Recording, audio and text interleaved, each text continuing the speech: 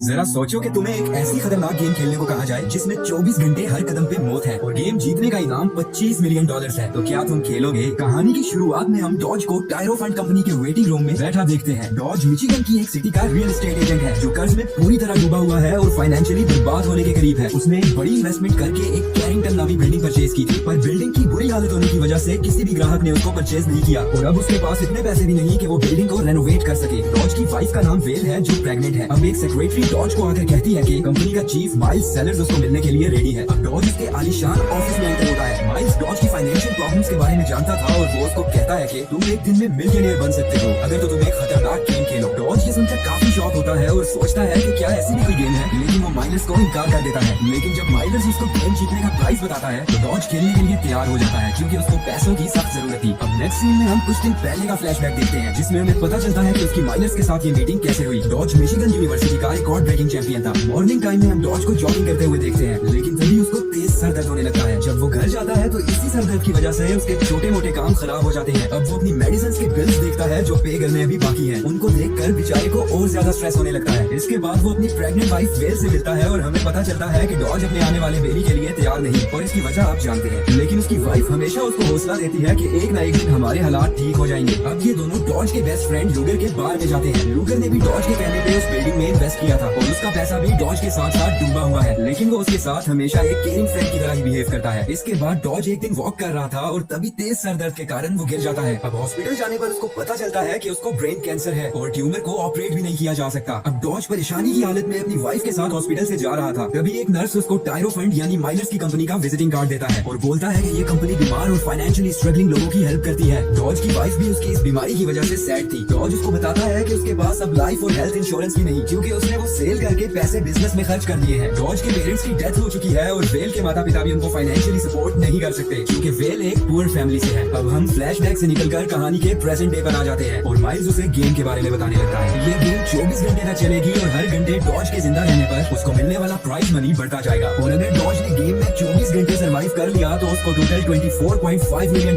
मिलेंगे। और इस गेम में कुछ हंटर्स हर घंटे डॉज को मारने की कोशिश करेंगे जो काफी ज्यादा रिच है और तब तक डॉज को उन हंटर्स की पहचान नहीं होगी कि जब तक वो उसको अटैक न कर दे। और एक बार गेम स्टार्ट हो गई तो तभी रुकेगी कि जब वो मर जाए या फिर गेम का टाइम पूरा हो जाए और गेम पूरी होने से पहले वो उसको छोड़ के भी नहीं जा सकता। माइल्स उसको बताता है कि अगर वो इस गेम में मर भी गया तो एटलीस्ट इतने पैसे उसकी फैमिली को मिल जाएंगे कि उनका अच्छे से गुजारा हो जाए। पर इस गेम के बारे में डॉज किसी को भी नहीं बता सकता। अब डॉज कोई डिसीजन नहीं लेता और सोचता हुआ वहाँ से चला जाता है। इसके बाद उसकी एक मीटिंग जेरी पियर्स के साथ होती है जो उसकी बिल्डिंग में इन्वेस्ट करने या उसको बाय करने से इनकार कर देता है। अब घर में डॉज अपनी वाइफ को बोलता है कि वो एक मीटिंग के लिए शहर से बाहर जा रहा है। इसके बाद डॉज माइल्स से मिलता है और फिर ठीक सुबह 6:40 पर गेम स्टार्ट होती है। माइल्स ने उससे उसका वॉलेट, फोन और हर चीज ले ली थी और बस उसकी मेडिसिन उसके पास रहने दी थी। माइल्स ने उसको एक फोन देता है जिससे हर घंटे सिर्फ 15 सेकंड्स के लिए उसकी लोकेशन ट्रैक होगी जो हंटर्स को भेज दी जाएगी। अब डॉज सिटी में भागने लगता है जो हंटर्स से बचने की कोशिश कर रहा था। वेल लैपटॉप पे देखती है कि उसके हस्बैंड के अकाउंट में पैसे ट्रांसफर हो रहे हैं। अब डॉज का सामना अपने पहले हंटर निक्सन से एक शॉपिंग मॉल के वॉशरूम में होता है। निक्सन एक ब्रिटिश बिजनेसमैन है पर डॉज किसी तरह उससे बचकर भाग जाता है और तभी उसके सामने उसका दूसरा हंटर आता है जो एक कॉबॉय है। दूसरी तरफ घर में वेल को पता चल जाता है कि जिस मीटिंग का डॉज उसे बोल के गया था वो तो कैंसिल हो चुकी थी और डॉज काफी मुश्किल में है और किसी इल्लीगल काम में इन्वॉल्व है। माइल्स ने एक कॉनेल नामी आदमी रखा हुआ है जो गेम की डिफरेंट लोकेशंस पर जाकर वहाँ से सबूत मिटा दे ताकि ये गेम हमेशा सीक्रेट रह सके। फिर हम टायरो फंड कंपनी का हेडक्वार्टर देखते हैं जहाँ काफी सारे लोग डॉज की एक एक मूवमेंट पर नजर रख रहे थे। अब डॉज कॉबॉय हंटर से भी बच जाता है और फिर वो एक ट्रेन में बैठता है और फिर एक चर्च में जाता है ताकि जो वो गलत काम कर रहा है उसकी वो माफी मांग सके। वो एक पादरी से कॉन्फेस करता है कि वो बहुत गलत काम में फंस चुका है और अब वो उससे बाहर नहीं आ पा रहा। दूसरी तरफ वेल डॉज के फ्रेंड के साथ बैंक जाती है ताकि पता कर सके कि डॉज की अकाउंट में इतनी हैवी अमाउंट्स कहाँ से आ रही हैं, पर उनको बैंक में कोई इन्फॉर्मेशन नहीं मिलती। फिर घर में वेल डॉज को बार बार फोन कर रही थी पर उसका पर्सनल फोन ऑफ था। वो पुलिस को बुलाती है पर पुलिस वाला उनकी रिपोर्ट फाइल नहीं करता। अब चर्च में डॉज एक आदमी को हंटर समझते हुए पीटने लगता है, लेकिन फिर उसको पता चलता है कि रियल हंटर वही प्रियस्ट है जिसका रियल नेम कार्टर है और प्रोफेशन से वो एक साइकोलॉजिस्ट है। अब वो डॉज पर एक हथौड़े से अटैक करता है जिससे डॉज जख्मी हो जाता है, पर कुछ देर की लड़ाई के बाद डॉज उसको एक जगह पर लॉक कर देता है, पर रूम के अंदर से ही हंटर उसे टांग पर एक और हथौड़ा मारता है जिससे डॉज और भी ज्यादा जख्मी हो जाता है। अब कॉर्नेल चर्च में आकर वहाँ की सिचुएशन के बारे में माइल्स को इन्फॉर्म करता है। डॉज की टांग में चोट आने की वजह से वो भाग नहीं पा रहा था और फिर डॉज लोगों की भीड़ में छुप जाता है। निक्सन अब उस भीड़ में डॉज को कुछ देर ढूंढने के बाद स्पॉट कर लेता है, पर लकीली डॉज एक फैमिली कार की डिक्की में छुपकर वहाँ से भाग जाता है। वहीं घर में वेल अपने हस्बैंड को लेकर काफी परेशान थी। फिर उसको डॉज की बिजनेस फाइल्स में टायरो फंड कंपनी का विजिटिंग कार्ड मिल जाता है। गाड़ी में बैठे डॉज को फील होता है कि कार सिटी से बाहर जा रही है और गेम के रूल्स के मुताबिक वो शहर से बाहर नहीं जा सकता। अब वो गाड़ी से बाहर निकलता है तो कार में बैठी फैमिली उसे गाड़ी से निकलता देखकर काफी ज्यादा शॉक होती है और उस कार ओनर की डॉज के साथ फाइट होने लगती है और उसकी वाइफ पुलिस को कॉल कर देती है, पर डॉज वहाँ से भी भाग निकलता है। फिर वो एक गाड़ी चुराकर अपने घर की तरफ जाने लगता है, पर गेम अभी भी चल रही है। अब वो घर के अंदर एंटर होने ही वाला था कि तभी वहाँ एक बाइकर आकर रॉड से उस पर अटैक कर देता है। जब वेल घर के बाहर ये सब देखती है तो लूबे को कॉल करके बताने लगती है। अब डॉज उसी कैब में बैठकर वहाँ से भागता है और बाइकर उसको चेस करने लगता है, जो कि कार्टर था। अब डॉज का हाई स्पीड होने की वजह से एक्सीडेंट हो जाता है, पर उसको ज्यादा चोट नहीं आई थी। इसके बाद कार्टर उसकी वाइफ के बारे में एक घिनौनी बात करता है और डॉज गुस्से में आकर उसको मार देता है। अब कॉर्नर क्राइम सीन पर आकर कार्टर की लाश ठिकाने लगाता है और वाइफ को इस बारे में इन्फॉर्म करता है। इसी तरह वेल कंपनी के विजिटिंग कार्ड पर लिखे एड्रेस पर जाती है, पर वो बिल्डिंग बिल्कुल खाली थी। अब डॉज एक शिप पर जाता है जहाँ उसे एक लेडी हंटर मिलती है जिसका नाम कैनेडी है और वो एक मार्शल आर्ट्स एक्सपर्ट है। अब डॉज की उससे बहुत टफ फाइट होती है और हंटर उसको मारने ही वाली थी कि तभी डॉज उसके कपड़े पर आग लगा देता है और फिर उसको पानी में फेंक देता है। इसके बाद ब्रिज पर डॉज को स्नैचर्स पकड़कर किडनैप कर लेते हैं। उसका फोन चेक करते हैं और उसके अकाउंट में $15 मिलियन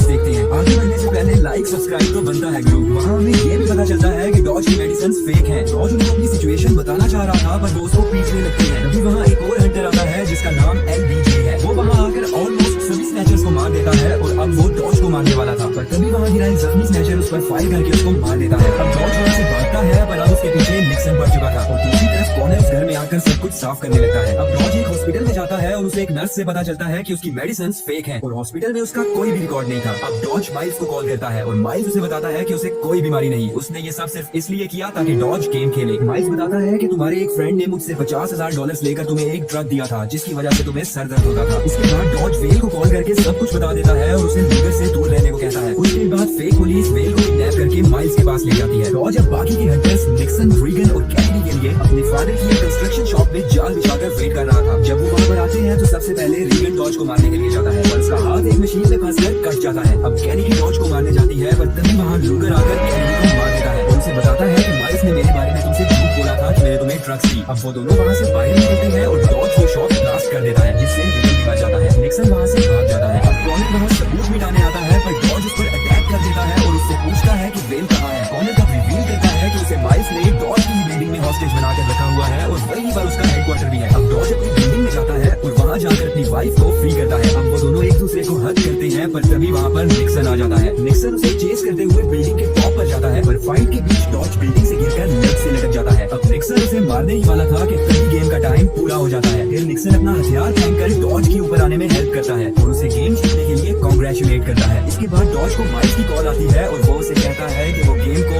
$25 मिलियन को जीत चुका है।